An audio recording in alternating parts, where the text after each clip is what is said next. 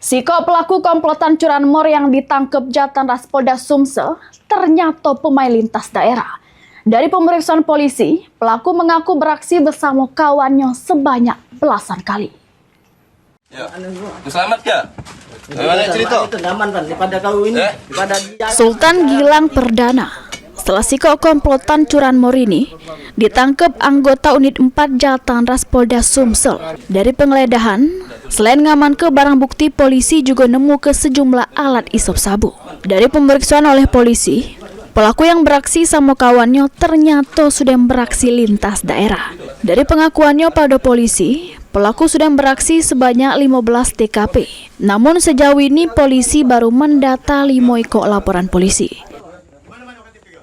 Pelaku beroperasi lintas kabupaten, bahkan kemungkinan lagi kita kembangkan untuk lintas provinsinya, yang mana pelaku saat ini berdasarkan hasil keterangan yang didapat oleh penyidik itu sudah melakukan sebanyak 15 kali TKP, namun yang berhasil ditemukan LP-nya saat ini baru 5 dari LP yang sudah didata saat ini.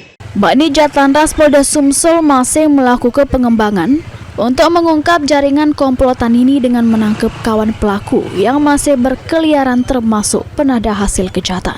Mulyadi, PAL TV. Mundur ya, kau mundur ya.